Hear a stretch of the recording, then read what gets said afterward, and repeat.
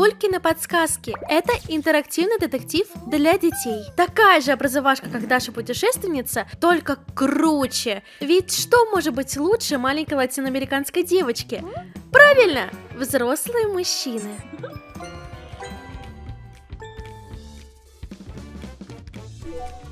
Хоть шоу называется в честь собаки, его ведет парень по имени Стив. Очень дружелюбный парень, как только видит ребенка, сразу приглашает его к себе домой, чтобы развлечься с вами и сыграть в Булькины подсказки, расчудесная игра, да! У Стива есть собака по имени Булька, и ее мозг развит активнее, чем у ее хозяина. Мне даже порой кажется, что она хозяйка этого дома и Стива в придачу. Что она может делать с пузырями, полотенцем и мылом? Может, Булька хочет из пузырей, полотенца и мыла сделать себе, например, мыльный бутерброд?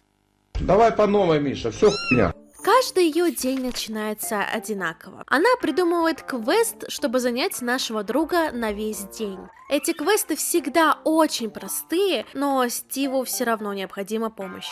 Тогда собака оставляет подсказки в виде синих отпечатков на тех предметах, которые связаны с отгадкой. Мы должны их все найти и зарисовать в специальном блокноте, потому что наш самец не умеет писать, очевидно. Однако и этого недостаточно, ведь о логической взаимосвязи Стив ничего не знает. Тогда Булька выходит на улицу, разыскивает свободных на полчасика детей, а именно столько в среднем идет серия, и заставляет нас, зрителей, помогать этому умственно отсталому красавцу. Как только вы смогли объяснить Стиву, где находятся все подсказки, он садится в свое кресло для раздумий и пытается совместить все подсказки в одно логичное решение. И, естественно, с вашей помощью. Вы пришли как раз вовремя. И как только наш ГГ справляется с этой невероятно сложной загадкой, Булька выгоняет вас обратно на улицу, как отработанный материал. Спасибо, до свидания. Но все это вы могли узнать и из его песенки, которую он поет в начале каждой серии.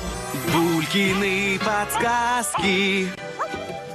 Первая, вторая, третья подсказка. Там, где Булькин след, в блокнот ее заносим. Булькины подсказки. Садимся в кресло идеи, думаем, думаем, думаем. Мы голову включаем, загадки разгадаем. Нам все по плечу. Я сказать вам хочу. Давайте быстренько пробежимся по одной из серий. Это моя любимая, потому что я не могла понять с первой секунды, что же хочет сказать нам Булька. Обычно это происходит так. Зима, идет снег, Булька что-то хочет сделать. Ну, тут может быть что угодно. Сделать снежного ангела, покататься с горки. Какие подсказки, Стив? Первая подсказка – морковка. Она хочет гребаного снеговика. Итак, у Бульки есть хорошие новости, но эта сука, в буквальном смысле, тянет интригу. Очень интересно. Первым делом нас зовет будильница Тик-Так. А это тебе. Правда? Держи. Записка. Интересно, что в ней? Я ее прочту. Можно? Ладно. Пранкерша хренова. Причем она прочитала загадку и сама не смогла ее решить. Нахрена ты тогда бралась за это, если ты тупая? Подсказку первую найдешь там, где ложки всегда берешь. И где же это? Ладно, ты идиотка, но у нас есть еще один мегамозг. Может, в ванной? На кухне подсказка оказывается на мистере Соль. И тут начинается моя любимая часть шоу – зарисовки Стива. Помню, как сама пыталась их повторить, но у меня не получалось так похоже, как у него. Какая ностальгия. Первая подсказка нам ничего не дает. Это все еще может быть что угодно. Тогда мистер Соль молча дает нам фотографию других персонажей, лопатки и ведра. Это... странно. Но, к счастью, у Стива СДВГ, и это значит, что нам нужно идти в садик, где он отвлечется от основного задания и пойдет искать сокровища. Сундук с кладом.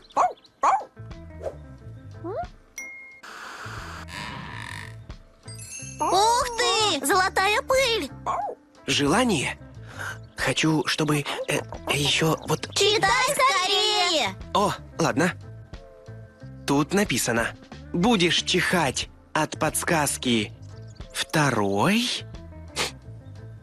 Ее добавляют в кастрюли с едой. Это миссис Перец. Но что у них случилось, я без понятия. Может, рассыпались? Еще одно проявление из ДВГ у Стива. Он отвлекся на картину, но его отвлекли почтой. Он очень любит письма и детей, поэтому дает им свой адрес, чтобы они присылали ему свои домашние видеоролики. Чтобы получить письмо, нужно отгадать загадку почтового ящика. Привет! Отгадай загадку. Итак, ходит в полосатой рубашке, ищет Булькины подсказки. Кто это? Я. Из письма мы узнали, что к девочке в гости пришла ее бабушка. Конец. Конверт можно было и не открывать, на нем нарисован портрет душистого мыла. Что это? Мыло просит нас порешать дела его сердечные и передать послание его подружке Пенке. Привет, скучаю. С любовью, Мыло. Так как у нас имеется волшебная собачка, мы перемещаемся в доску, где Стив отвлекается на мелочек. Ура! Мел! Передав послание, мы получаем взамен еще одно. В третью подсказку что-то налито. Скоро тайна будет раскрыта. Это оказалась бутылочка. Мне все стало понятно. А вам? Малыш! Малыш. Точно. У мистера Соль и миссис Перец родился малыш. Мы У мистера Соль и миссис Перец родился малыш? Это была очень милая серия. Это было так очаровательно, пока они не наплодили еще специй. Сейчас у них 4 детей. Паприка, корица, шалфей и имбирь. Очень приятная семейка. Спустя более сотни серий шоу Стив решил отказаться от своей звездной роли, потому что начал лысеть. Да, это официальная причина ухода. Годы идут, а волос больше не становится. Тогда, чтобы подготовить ребятишек, сценаристы придумали вот такую серию. Стив очень хочет пойти в колледж и стать профессиональным детективом. Собаку с собой брать нельзя. Тогда власть над Булькой и ее подсказками принимает его младший брат Джо. Да, все это время у Стива был младший брат. Плот-твист. А еще, в отличие от своего старшего брата, у Джо нет гиперфиксации на зеленый цвет, хоть фиолетовый и его любимый. Изначально это шоу должна была вести женщина, но дети, участвующие в тестировании, более тепло и ярко реагировали на Стива Бернса. Оно и понятно, вы просто посмотрите, какой милашка! Как будто бы с тобой играет старший брат. У меня нет братьев, поэтому не кидайтесь на меня в комментариях, жертвы братской любви. Это я вам рассказала только про первые сезоны, которые смотрела лично я. И это было потрясающе. Я до сих пор знаю все песенки наизусть. Повлияло ли оно на мое развитие? Да, оно построило мой типаж мужчин. Вы только посмотрите на этот нос. Вообще, я считаю, что главное во внешности человека – это его нос. Он же прям посередине находится. 30% к привлекательности. Чем больше, тем лучше. Такой фигуристый, массивный и удобный. Но вообще, это шоу крутое не из-за ведущего, а из-за того, сколько исследований было проделано для его разработки.